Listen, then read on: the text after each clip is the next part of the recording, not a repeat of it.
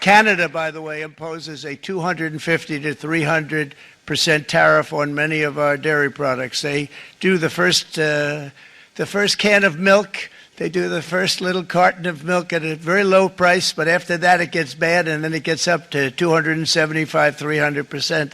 So when they're figuring what's Canada charging, they say, oh, about 2%, 3%. But take a look at what happens down the road. When you look a little bit, it's not a pretty picture, and we don't like it, and it's not fair. It's not fair to our farmers. It's not fair to our country. Donald Trump's riff on Canada during his Liberation Day, quote-unquote Liberation Day speech talk over at the Rose Garden yesterday. Let's talk about Canada-U.S. trade and also ask the question if Donald Trump is exposing the weakness of Canada's economy. I can find no better guest right now than to go to Ian Lee from the Sprott School of Business over at Carleton University. Ian, very excited to talk to you this morning. Thank you so much for coming on the show. My great pleasure, Elias. It's very important. So first things first, let's just talk. You heard the bluster there from Donald Trump? Yeah. Obviously, it's bluster, but I want to know from your perspective, when he talks that kind of way, and I know like factually, there's a lot of factual inaccuracies when he talks, but I want to know how you view that when you hear the President of the United States talk in that blusterous fashion. Well, I don't think it helps. If you're asking me to sort of critique his communication style, it appeals, I think, to people who follow politics casually. I'm not putting down anybody. I'm just saying, most people don't spend their time studying StatsCan data or U.S. Department of Agriculture data or Agriculture Canada data all day long, or any kind of empirical data. And so what he's doing, I find in many of his comments, there's always some basis to what he's saying. But he often, as you just said, you're right, he often gets the facts wrong. But he also gets, it's not all wrong. Uh-huh. We have to understand that, He's, and I'm not here to defend Donald Trump because I have been for 35 years against tariffs whatsoever. I've been teaching this for 35 years. In fact, when I started at Carleton in 88, one of the first things that happened to me was I was contacted by people to go out and speak on behalf of the free trade agreement during that election to community events, not to a political party, but to community associations, because I am a strong believer in free trade, which means I'm opposed to tariffs. Mm-hmm. So he talks in that, what you said, that blustery way. It appeals to a lot of people, doesn't appeal to everybody. There's lots of people that it turns them off. Yeah. But it turned on enough people that he got elected as president. So when you're watching yesterday, or you're hearing what comes out of yesterday, and it seems that Canada is relatively unscathed in yesterday's announcements, what's your reaction? I'll be very factual and direct to your direct questions. They're good questions. I predicted this, and I'm not trying to tell you I was clairvoyant, because all I do is study data all day long. And I mean that, and government data, Finance Canada, Industry Canada, etc. I've studied the Free Trade Agreement, the CUSMA, and it applies to about 97 or 98% of Canada's business with the United States. So most of Canada trade with the U.S. is tariff-free because CUSMA says so. So I knew that we were not the worst offender in the world. There are other countries that are far, far worse. This isn't about trying to, pat ourselves in the back. I just knew that when somebody in the White House, somebody's going to sit there and look at all the countries, because Canada's not the only country on their list. And they're going to start looking at a whole bunch of countries. And I knew there's an awful lot of countries out there, that are doing tariffs against the United States way, way, way more aggressively. Mm-hmm. So, I don't believe that Trump is irrational, as some people say, and he doesn't know what he's doing. I'm not saying he's completely rational. I'm not saying he's irrational. Mm-hmm. So I figured that we were not going to get hit like other countries. And I watched the whole press conference, and that's exactly what happened.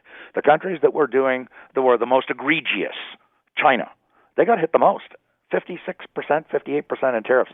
Yeah. And so my point is, if you don't take him too literally, and this is where I think a lot of people are getting really upset, and they're missing the point with respect. They're saying, look, he said he was wrong on this point, and this point, and this point, therefore everything he says is false. You can't do that.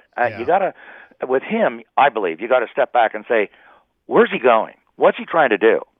And if you look at the bigger picture, and this isn't to justify him, because I'll repeat for the 15th time, I do not support tariffs at all. They're the most destructive tax of any tax whatsoever. Worst, dumbest, stupidest tax you could ever come up with. I'm opposed to tariffs.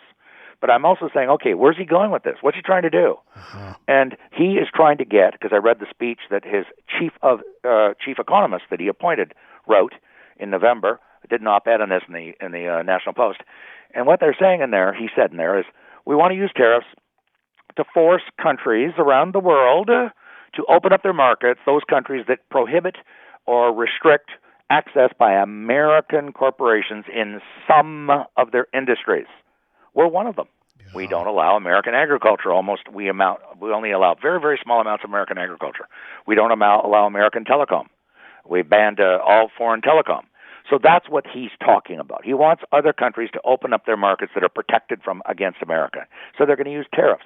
I don't think that's the way to go, but he's not asking me. But do you think he can win that battle? Do you think at the end of the day we may end up with the freest trade you'll ever see if all of these barriers, so-called barriers, come down? I want to give you a nuanced answer, and I'm not sitting on the fence, I assure you. Here's my sort of Ian Lee's rule or theory, okay?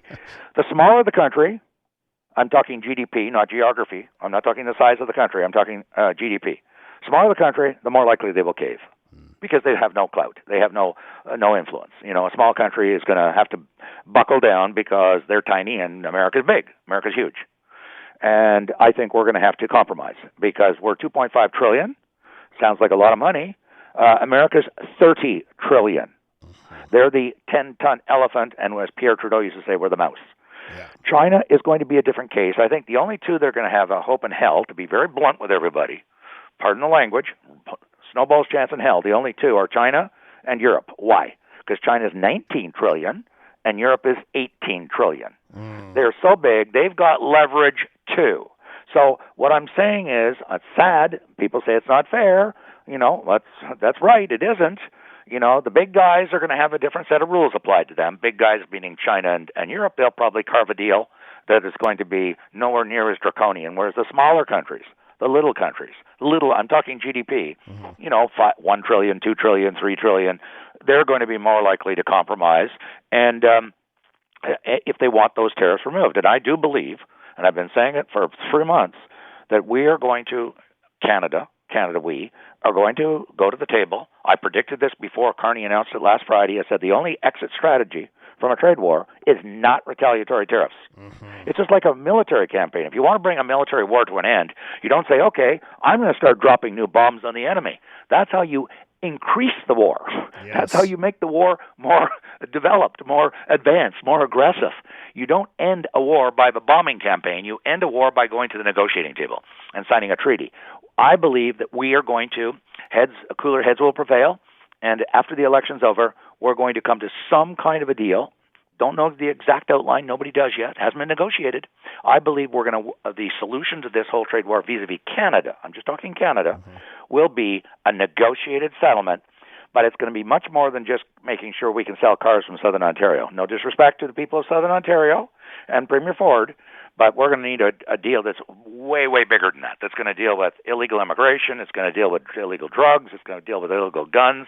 It's going to deal with Arctic security. It's going to deal with defense spending. It's going to be a big, honkin' diplomatic treaty, I think. The whole kit and caboodle. The whole kit and caboodle, the whole 9 yards. Ian, let me tell you something. I saw you interviewed somewhere else, and you were so good. I said, I want to talk to this guy. And you came on today, and you've hit a home run in baseball parlance. Thank you. Thanks very for coming much. on. I mean, I really do read this stuff. I spend because I'm lucky. I'm an academic, so I don't, I can just sit there and read all day, and I read treaty agreements, and I speeches of economic speeches, and then I look at the data. And so I'm trying as much as possible to be evidence-based by the data that's out there published by governments and trade data and that sort of thing. So I find it more helpful to use that kind of data to frame what I'm saying. Well, Ian, I really do appreciate it. Come back real soon, okay? Okay, thanks very much. Ian Lee right there from the Sprott School of Business over at Carleton University.